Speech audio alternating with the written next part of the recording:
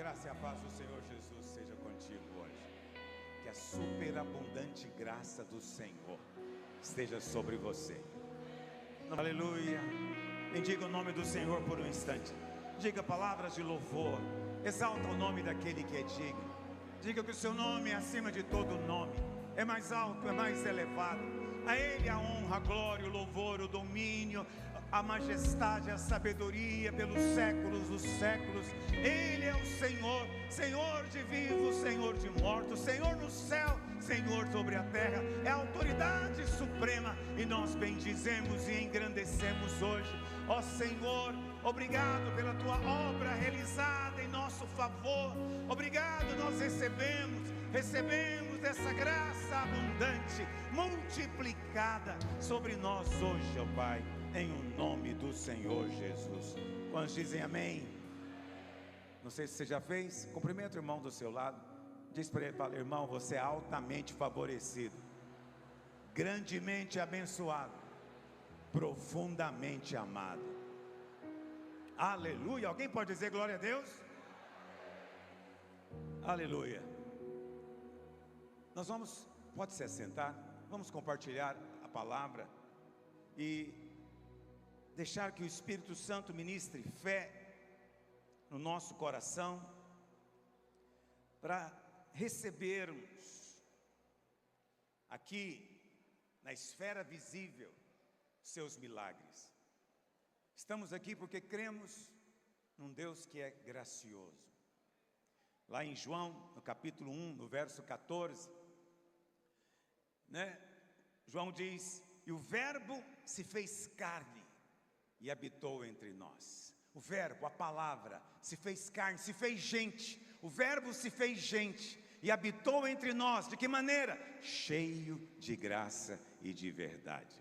O verbo de Deus, o Deus Todo-Poderoso, o Deus que nos criou, é um Deus cheio de graça abundante. Ele é cheio de favor imerecido. Favor imerecido é para quem não merece, aquele que é indigno, aquele que está desqualificado. A um Deus cheio de graça e de verdade, que quer operar na sua vida nesses dias. Você tem apenas que permitir o Senhor agir na sua vida. Amém?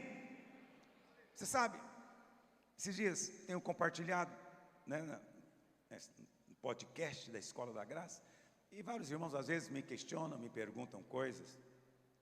E hoje o pastor Rigonato falou algo: você não fica com receio, porque é isso que estamos falando, as pessoas usam contra nós mesmos, para dizer que nós somos licenciosos, pecadores.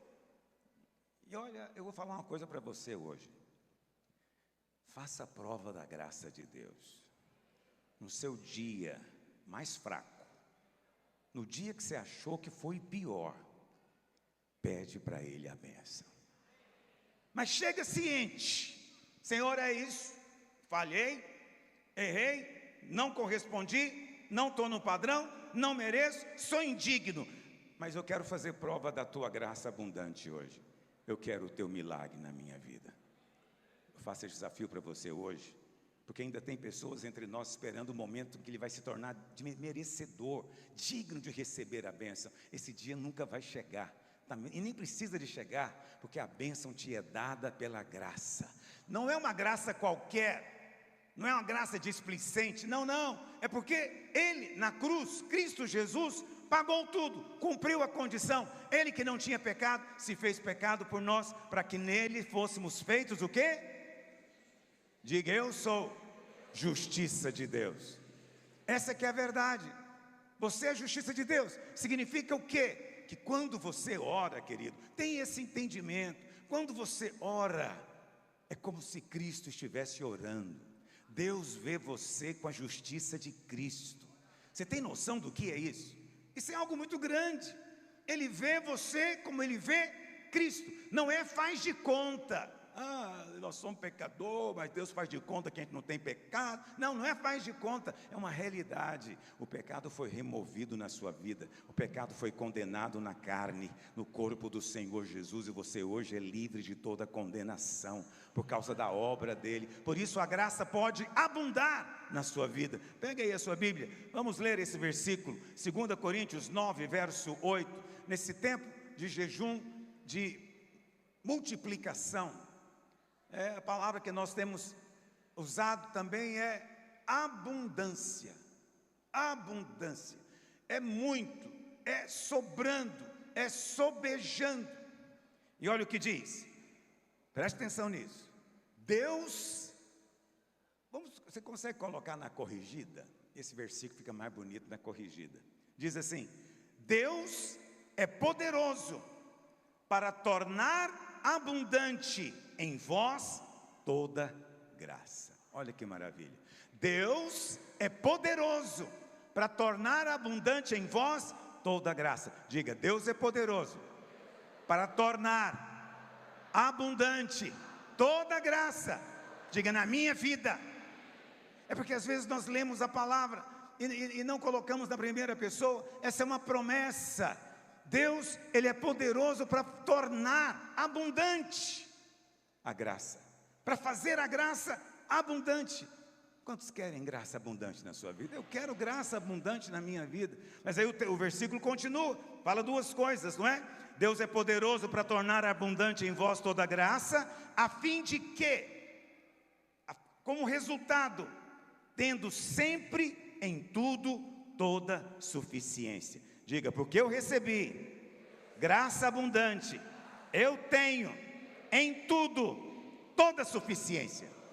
Isso significa que o suprimento de Deus já foi liberado sobre você.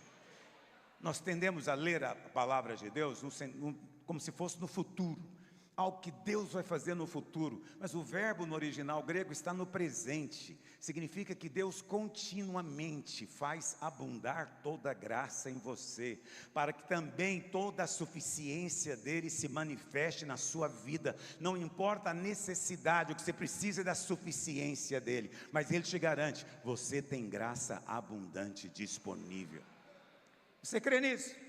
Eu creio, é a palavra do Senhor que diz, não é? Mas como que nós podemos desfrutar dessa suficiência? Essa é a pergunta. Como desfrutar dessa suficiência que vem dessa graça abundante que Deus derramou sobre nós? Duas condições, vou colocar para você, são princípios simples, mas vitais para o seu milagre acontecer. Primeiro, duas razões. Primeira maneira como Deus faz abundar em você toda a suficiência é pela fé, crendo. Os caminhos de Deus são caminhos de fé. Qual que é o nosso problema? O nosso problema, de todos nós, é que nós vivemos nesse mundo material, físico, e muitas vezes nós somos guiados pelo que vemos e pelas sensações que temos. E aí nós pensamos que a realidade é a sensação. Eu não estou sentindo, eu estou sentindo algo estranho, eu estou sentindo isso. Tem irmãos que sentem o tempo inteiro, ele tem sensações, ele fica em função da sensação. Ande pela promessa da palavra de Deus. Aquele que fez a promessa é fiel, ele faz abundar na sua vida toda a graça, para que você tenha plena suficiência. Agora, crer, essa é uma questão que muitos de nós ouvimos porque é muito ensinado. Mas existe um conceito que é falado, que ele pode ser um problema na sua vida. Qual que é o conceito comum das pessoas? Olha, no dia em que você crê, no dia em que sua fé for suficientemente grande, você vai receber o seu milagre. E aí o que acontece com os irmãos? Você fica esforçando para crer, tentando crer, porque eu não creio suficiente, eu tenho que crer suficiente. E ele fica o tempo inteiro tentando fazer a fé dele aumentar. Presta atenção, toda a fé que você precisa já foi dada para você. Você já tem a fé necessária.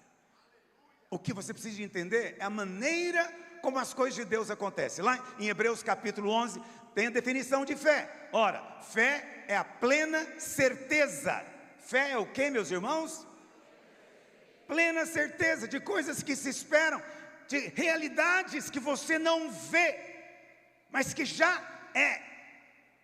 Então preste atenção. Você não vai fazer o milagre acontecer. Você não vai tornar real as coisas do Espírito. Não, elas já são reais. Você está entendendo a diferença? Uma coisa é você ler na Bíblia: Deus é poderoso para fazer abundar toda graça. Você leu na Bíblia. Outra coisa é quando você concorda com Deus e diz amém, isso é verdade, a graça já está abundando na minha vida, e você começa a caminhar nessa realidade. Isso é andar em fé. Mas se você começa a andar, o diabo fala: mas eu não estou vendo essa graça. Aí você continua em quê? Crendo. Eu não estou vendo, eu não estou sentindo, mas a graça já está sobre mim. E mais cedo ou mais tarde, aquilo que hoje é invisível aos seus olhos, a sua fé vai substancializar, vai se manifestar. Por isso persevere, não desista de crer. Creia. Mas não tem essa postura, porque isso gera acusação, né? No dia em que você crê, você vai crer tanto que você vai conseguir. E aí você fica sempre com o pensamento: eu não tenho fé, eu não tenho fé. E aí é exatamente o que o pastor Naor falou ontem, não é? O que tem, mais se lhe dará. E o que não tem, até o que tem é tirado. E aí se você diz que tem fé, mais fé te é dada. Mas você diz: eu não sei, minha fé é pequena. Menos fé você vai ter. É a promessa da palavra de Deus. Quantos têm fé para receber do Senhor? É isso que você precisa de ter. Mas não espere sentir. Está me ouvindo? Mesmo que as sensações sejam diferentes daquilo que você crê, persevera de acordo com o que foi prometido. Não algo no futuro, no presente. A fé bíblica é você ter os olhos abertos para você ver a realidade do que já é. Quando os olhos se abrem e você entende, a fé está sendo liberada. Não é você que está criando a realidade. Seus olhos estão apenas sendo abertos para você ver. Ter fé não significa, como eu disse, tornar alguma coisa real. Já é real. A promessa de Deus já é realidade. Fé é andar de acordo com essa realidade.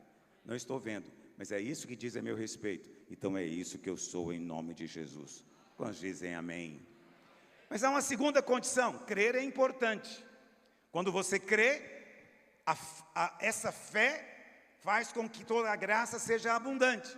Mas tem uma segunda condição, que poucas pessoas percebem, mas é um grande impedimento na vida de alguns. É uma imagem errada de Deus. Quando você tem uma imagem errada de Deus, você não é capaz de desfrutar da graça. Tudo depende da imagem que lhe foi passada. Se você crê num Deus cruel, irado, né, que está te perseguindo, que vai te castigar, não há favor para você. Não há favor para você. Mas se você é daqueles que levanta e declara: eu fui amado de tal maneira que Ele entregou o próprio Filho por mim, Ele me conheceu antes de eu nascer, me chamou pelo nome e me designou para estar aqui. Ele é um Deus bondoso, tem planos bons para mim. Quando você entende e tem uma imagem apropriada, você recebe. Qual é o exemplo bíblico? Lucas capítulo 15. Eu não vou ler com você, porque é uma história muito conhecida.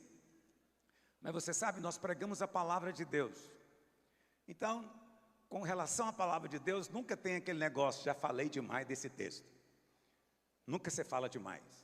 Nunca é o suficiente. Sempre podemos aprender e receber mais do Senhor. Mas Jesus vai contar uma parábola. Ele conta a parábola, você conhece, de um homem que tinha 2 filhos. Um dia o mais novo chegou e falou para o pai: olha, eu quero a minha herança. Mas o pai nem tinha morrido. Quer dizer, o menino não era gente boa. Ele estava desejando a morte do pai, mas como o pai não morria, me dá a herança. O que eu quero é a herança, o que eu quero é isso. E o pai deu. O pai deu.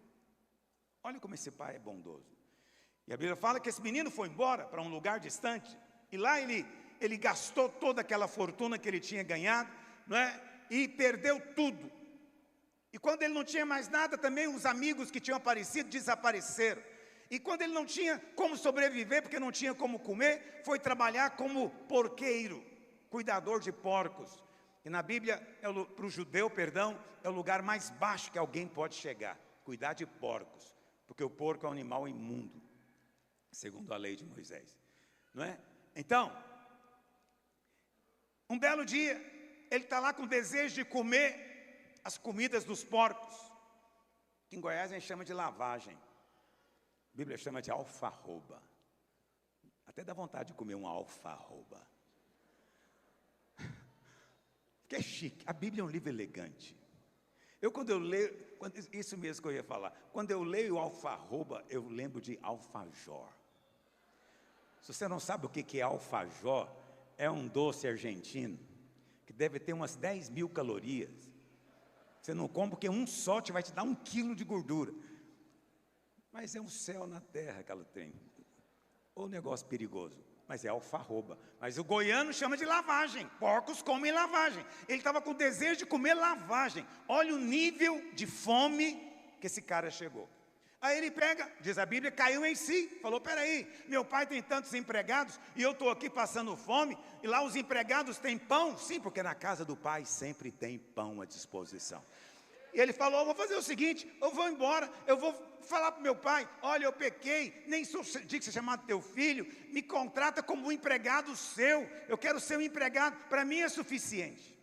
E a Bíblia fala que ele vai indo, né? Jesus conta a história, ele vai indo, caminho, e o pai avista ele de longe, o pai avista de longe. Para alguns, o pai deveria pegar esse menino e dar uma sova nele. O que você fez com o dinheiro que eu ganhei, rapazinho? Eu com meu suor ganhei e você foi lá e torrou. Vamos ser francos, esse cara não merecia uma sova? Não precisa ter constrangimento de mostrar sua carne para mim, não. Ele merecia, mas ele recebeu o que ele mereceu? Não, o pai corre, abraça, beija, né? Ele começa a falar, pai, eu não sou digno de ser chamado teu filho. Ele nem ouviu o resto da história. Tem oração que Deus não ouve. Essa é uma oração que Deus não ouve, está me ouvindo? Quando você chega dizendo quem sou eu, não sou digno de estar aqui, o Espírito Santo passa logo para frente e fala, vamos, o que você está buscando? Recebe. Entende? Porque essa oração não tem valor espiritual. Não sou digno de chamar teu filho, mas você é filho. Mas eu sou um filho tão terrível, mas continua sendo filho. O que aquele menino recebeu, irmão? Graça. Qual foi o único mérito dele? Aceitou receber. Ele aceitou receber. E às vezes tem pessoas que têm dificuldade demais de receber, porque o tempo inteiro a acusação e a condenação está na mente dela, e ela fica pensando, eu sou o último, né? Dou para todos, menos para mim. O que o pai faz? O pai troca a sandália é colocar de novo na posição, né, de herdeiro, né, manda colocar o anel era o cartão de crédito daquela época, era um cartão de crédito sem limite, porque o pai era muito rico. De repente a história do menino mudou completamente. O menino poderia ter tido aquela postura, pai, o que é isso? Não faz isso não precisa disso não, eu só quero ser um empregado, ali eu vou ser um peão. Ele poderia ter essa postura, isso agradaria o pai? Sabe o que agrada ao pai, querido? É você receber o que ele tem para te dar. Eu sei que você quer agradar a Deus falando coisas bonitas para Ele. Eu quero. Tem dia que eu fico acusado, eu falo, meu Deus, eu preciso melhorar mais os meus salmos. Eu preciso melhorar mais as minhas canções, porque eu preciso ser mais criativo. É sério, eu tenho isso comigo. Mas o Espírito Santo diz no meu íntimo, que faz o céu sorrir para você, é você honrar a obra de Cristo Jesus. Quando você honra a obra de Cristo, o céu sorri para você. Como é que você honra a obra de Cristo? Quando você crê que é verdade. Ele levou na cruz as minhas doenças. Quantos creem que é verdade? Honre. Ele na cruz levou toda a minha condenação e o meu pecado. Quantos creem que é verdade? Apenas receba. Eu apenas recebo. Eu recebo o perdão, eu recebo a cura, eu recebo a prosperidade. Eu recebo do Senhor. Há prosperidade. Você está sentado num lugar de prosperidade. Nós fizemos com esse prédio um pé direito maior do que o do Bueno, para que a segunda casa não fique para trás. E o palco é o dobro. Eu estou perdido aqui em cima. Quando eu olho para trás, eu fico com dó dos músicos, que eles ficam tentando encher o palco, né? Mas aleluia, porque é assim mesmo que vai ser. Se está prosperando aqui, vai prosperar aí também.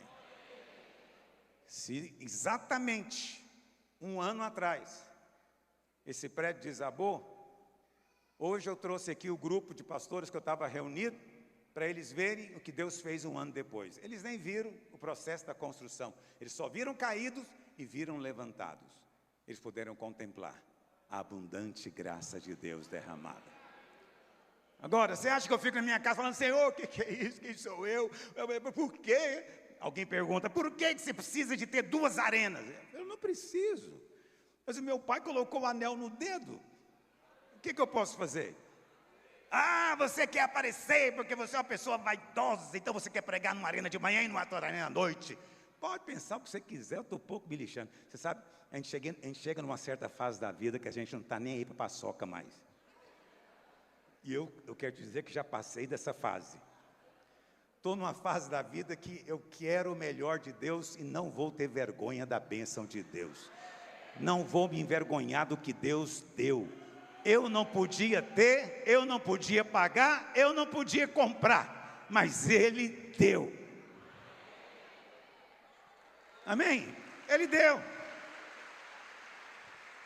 Mas você sabe, quem eu quero falar nem é esse menino mais novo, não. Quero falar do mais velho. Ele tinha um irmão. E aí diz a palavra de Deus, que ele vinha, ele estava trabalhando na lavoura, cuidando das coisas do pai. Ele viu aquele barulho de festa, música, o povo dançando. Ele pergunta para alguém, o que está acontecendo? E o cara diz, olha, seu irmão voltou para casa. Seu pai está alegre porque o filho foi restituído. E esse irmão ficou feliz? Não. Olha o que, vamos ler só esse versículo na palavra de Deus. Lucas 15, verso 29. Ele diz assim para o pai, há tantos anos que te sirvo, sem jamais transgredir uma ordem tua, e nunca me deste um cabrito sequer, para alegrar-me com os meus amigos. E esse seu filho, que gastou todo o dinheiro com meretrizes, Bete, que mais? Esse você honra, esse você libera mais bênçãos sobre ele, mas eu que estou aqui trabalhando, vamos ser francos, se você for ler a Bíblia com os olhos carnais, você fica do lado desse cara. Eu falei, eu acho que ele tem razão, eu estou desconfiado que ele tem razão, entende? Porque tem pessoas que vivem com base no merecimento. Olha o que ele diz, tantos anos que eu te sirvo. Para que ele estava servindo? Para poder merecer pelo menos o cabritinho. Mas ele trabalhava e nunca chegava ao ponto dele merecer pelo menos aquele churrasco de cabrito. Por quê? Estava tentando merecer. Ele tinha uma imagem de Deus. Perdão, a imagem do Pai. Que na parábola é Deus. Os filhos somos nós. A imagem que ele tinha do Pai era muito ruim. O Pai é injusto. Né? O pai é injusto, ele não agiu com justiça comigo, ele não me deu o que eu merecia, e ele ainda diz, olha, e nunca transgredi nenhuma ordem tua. Isso é mentira, não tem ninguém que nunca transgrediu, querido, ninguém. Você está me ouvindo? Se alguém falar que você é pecador, aleluia, vire as costas e vá em paz, porque todos nós transgredimos, mas mesmo assim o amor dele nos alcançou. É isso que é importante. Mas aí o pai responde para ele, não é? O pai diz, verso 31, meu filho, tu sempre estás comigo, tudo que é meu é. Se você não tiver uma imagem correta de Deus, a graça não pode abundar na sua vida. A graça já era abundante na vida daquele menino, era ou não era? O pai falou o que para ele? Por que você não pegou o cabritinho? Pega o cabritinho que você quiser. Foi isso que ele falou? Não, ele falou, tudo que eu tenho é seu também. Tudo o que eu tenho é seu. Aquele primeiro menino pegou só uma parte da herança. Mas para esse aqui o pai disse, tudo é seu. Tudo é seu. Eu quero ouvir o Senhor dizendo, tudo é meu. Mas só que Deus diz, você é co-herdeiro com Cristo. Tudo é de Cristo, na verdade, tudo é dele.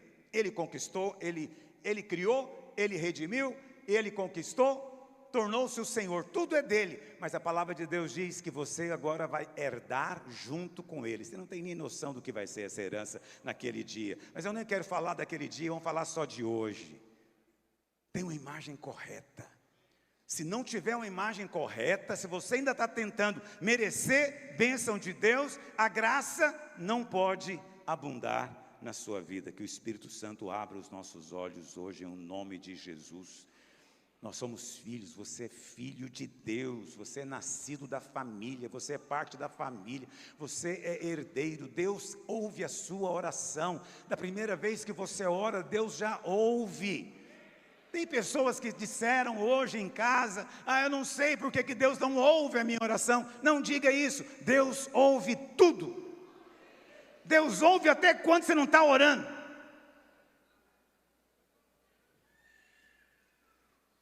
Estava na minha casa, deitado na minha cama, conversando com a minha mulher.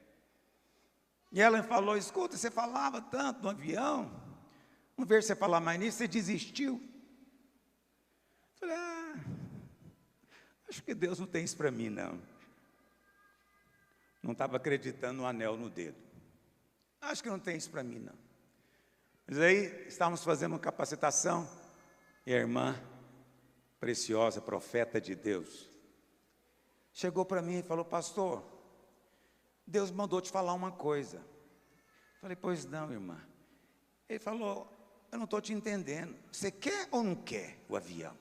Tem hora que você fala que você quer, e agora você falou que não quer. Eu fiquei chocado quando ela me falou isso. Porque Deus estava ouvindo o que eu estava conversando na cama. E você pensa que Ele está ouvindo só quando você ajoelha. Deus está ouvindo você, você é filho, Ele fica atento ao que você fala. Tenha muito cuidado com o que você fala, porque o que você fala vai se tornar realidade. Porque há um Deus que está te ouvindo, não estamos falando teoria, há um Deus vivo, poderoso, que te ouve cada vez que você ora. A sua oração está sendo já, a resposta está a caminho.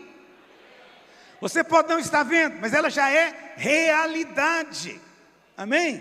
Ela já é realidade. Essa é a vontade de Deus. Eu queria encerrar lendo com você Efésios 3, verso 20. Há tanta coisa para compartilhar, mas se você guarda esses dois princípios, vai ser suficiente para o que Deus vai fazer na sua vida hoje. Mas ainda assim eu quero ler com você esse versículo. Coloca na versão corrigida para mim. Corrigida. Hoje eu estou pentecostal. Estou lendo tudo na corrigida. Essa é a versão do assembleiano. Assembleiano só lê nessa versão. É a única verdadeira. Eu sou livre, eu leio todas. E tem coisas que nela é melhor. Tradução tem isso. Tem versículo que é melhor em algumas traduções do que outra. Ontem mesmo eu estava na minha casa lendo, nem sei mais o que eu estava lendo. E eu li aquele versículo. Sobre tudo que se deve guardar, guarda o teu coração, porque dele procede as fontes da vida. Quantos já leram isso na Bíblia? Aí, como eu tenho computador, falei, vamos ver se que a gente fica falando, fontes da vida, vamos ler noutra tradução. Coloquei noutra versão, e lá dizia assim, tenha muito cuidado com o que você acredita no seu coração, porque isso vai determinar a sua vida. Falei, aleluia, essa é a versão do céu, porque ficou claríssimo agora, entende? Fé não vem da mente, a fé mental não tem poder de salvar ninguém. O que salva é a fé no coração, do coração procede as suas crenças. Então a ordem bíblica é muito cuidado com o que você acredita no seu coração, Porque isso que você acredita vai determinar o futuro que vai estar diante de você. Que o Espírito Santo nos dê corações guardados aqui hoje, guardados pela palavra, pelo Evangelho, pela graça e pelo amor do Senhor. Não se deixe intimidar por ninguém, você é filho, você é amado. Não importa a circunstância, nem importa o seu passado, você é filho e você é amado. Nada pode alterar o amor dele por você. Mas vamos ler, olha o que diz. Ora, aquele que é poderoso para fazer tudo, muito mais abundantemente, além daquilo que pedimos ou pensamos, segundo o poder que em nós opera. Eu coloquei aqui, você pode acompanhar no livro, 7 níveis da sua oração. Você vai escolher qual nível você quer orar hoje. Todos são bons, mas tem um nível mais excelente. O primeiro nível é: ora, aquele que é poderoso. Esse primeiro nível. Deus é poderoso. Ele pode. Ele é um Deus poderoso. Esse é o primeiro nível. Você crê num Deus poderoso? Já está no caminho bom. Mas continua o segundo nível. Aquele que é poderoso para fazer tudo. Ele é poderoso para fazer o quê, meus irmãos? Sim, porque ele poderia ser só poderoso, mas não significaria que ele poderia tudo. Mas o apóstolo faz questão de dizer: tem um Deus que é poderoso e pode fazer tudo. Isso significa que ele é onipotente. Não há limites no seu poder. E eu não estou falando de uma teoria, de uma energia cósmica, nada disso. É pessoa, é o seu Pai, está presente aqui, não está longe. Basta você abrir a sua boca, Ele vai fluir em você. A fé do céu vai fluir em você. Então, o primeiro nível, aquele que é poderoso. Segundo, poderoso para fazer tudo. Terceiro, poderoso para fazer tudo o que pedimos. Ele pode fazer tudo. E pode fazer tudo o que você pede. Mas não para aí. Aquele que é poderoso para fazer tudo o que pedimos ou pensamos. Cuidado com o que você pensa. Deus também vê o seu pensamento. Está me ouvindo? Tempo atrás, quando eu preguei essa palavra, uma irmã testemunhou para mim isso. Que ela estava vendo, ela queria uma casa, ela até já tinha uma casa, mas ela queria uma casa mais bonita, e ela, sem pretensões, ela não estava nem orando, ela pegou uma revista, e começou a olhar casas, chegou numa casa, ela falou: que lindo isso aqui. Ela falou: pastor, eu só falei isso, hoje você vai na minha casa, é a casa que estava na revista. Deus viu o que eu estava pensando. Está me ouvindo? Deus é poderoso para fazer até o seu devaneio, até a sua imaginação, até aquilo que você nem imaginava que seria possível. Há um Deus poderoso para fazer. Se você crê, algo poderoso vai acontecer. Ora, aquele que é poderoso, primeiro nível. Segundo, poderoso para fazer tudo. Terceiro, poderoso para fazer tudo o que pedimos. Quarto, poderoso para fazer tudo o que pedimos ou pensamos. Mas o versículo usa a palavra abundantemente.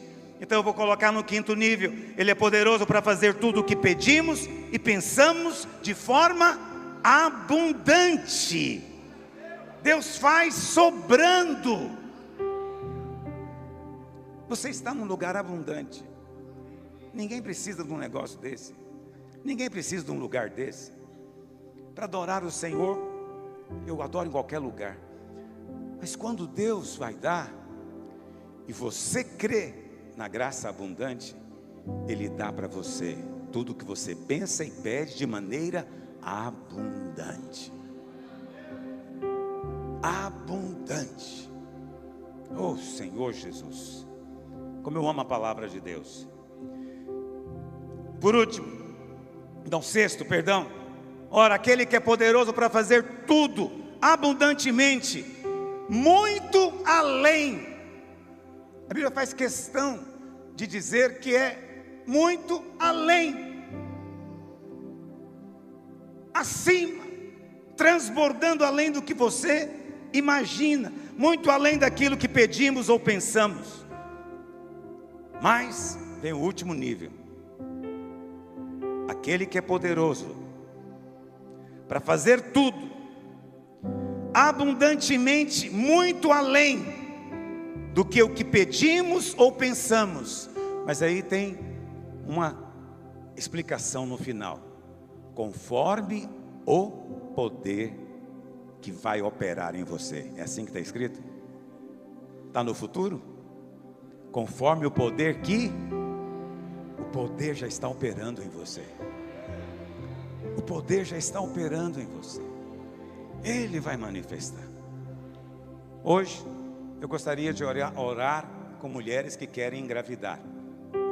Sempre fazemos isso, todos os jejuns, e as pessoas estão sempre mandando testemunho. Eu queria ler para você um ou dois testemunhos que me enviaram essa semana, e eu fiquei muito empolgado. Vou ler para você, preste atenção um instante. Primeiro testemunho, a irmã disse: pastor, foram 7 anos participando de cada jejum, pedindo a mesma bênção. 7 anos sonhando. Ela conta: a graça e a paz, pastor Luiz, na conferência 2022, o Senhor chamou na frente os casais que não poderiam ter filhos, e então o Senhor e a pastora Márcia oraram conosco, e 2 anos depois, meu filho nasceu. O milagre aconteceu. Mas antes do início desse mesmo ano, pedi para o meu marido fazer uma consulta, e o médico pediu um exame, mas não foi constatado nada. O médico pediu novos exames, mas meu esposo não quis repetir, porque era algo muito constrangedor. E 2 meses depois, eu engravidei naturalmente, sem intervenção nenhuma. Assim o Senhor operou o grande milagre nas nossas vidas, e o nome dele é João. Nós, pastor, queríamos um filho, mas o Senhor nos enviou João. João, a graça de Deus. E cremos que, para a honra e glória do Senhor, ele já é um profeta nessa nação. Outra irmã mandou: pastor, na verdade foi o marido que escreveu: pastor, me chamo Pedro Leonardo, minha esposa chama-se Heloíse, somos de Cuiabá. Eu estava em Cuiabá esses dias, assistindo vários cultos, pastor. O Senhor compartilhou testemunhos de que tinha orado por irmãos que estavam estéreis e que receberam a bênção de gerar filho. Isso produziu em nós fé para também crer nesse milagre, e também fé para reconhecer que existe unção de fertilidade no seu ministério, pastora Luiz. Obrigado, irmão. Na conferência de dezembro, o Senhor chamou para subir no palco quem queria ter filhos, e na ocasião eu estava sozinho, porque a conferência era só para homens, e o Senhor orou por mim e apresentou o nome da minha esposa. Eu criei e comecei a falar: no ano da restituição, recebemos restituição em dobro. E o Senhor, pastor, veio a Cuiabá, numa reunião de pastores, e eu nem estava orando e nem pregando, e eu fui ousado, levei minha esposa também para receber a oração, para que o Senhor orasse por nós. No mesmo instante, Deus falou com a minha esposa que testemunharíamos que esse bebê já estava no seu ventre. Esperávamos por essa bênção há 9 anos. Não desista de crer, não desista de crer. Havia o diagnóstico de síndrome do ovário policístico, e para a honra e glória do Senhor Jesus, eu estou te escrevendo para dizer que a minha esposa está grávida. Quando o Senhor orou por nós, eu creio que ela já estava grávida, porque eu falei para ele: Deus já ouviu a sua oração. Eu não sabia, mas Deus já tinha feito. Preste atenção, querido. Fiz questão de ler esse testemunho, não é por causa do problema em si, da dificuldade em si de ter filhos, mas a espera, a persistência, a perseverança. Entende? Não se deixar levar por condenações e acusações, antes continuar orando, orando e caminhando. Ninguém é envergonhado por confiar no Senhor. Todo aquele que põe a sua confiança em Deus, meu querido, não será envergonhado, será honrado. Deus vai levantar a sua cabeça. No meio dos adversários, o Senhor vai colocar uma mesa posta, e você vai desfrutar do banquete do céu, porque você é filho, e Ele é poderoso para fazer abundantemente mais do que tudo quanto pedimos ou pensamos, conforme o poder dEle, que já está operando em você agora. O poder é dEle, já está operando em você. Não fique querendo sentir um poder de X-Men, de Hollywood. Não, não. É suave, é sutil, mas é poder. É vento, é sopro, mas é poder. O poder já está operando em você.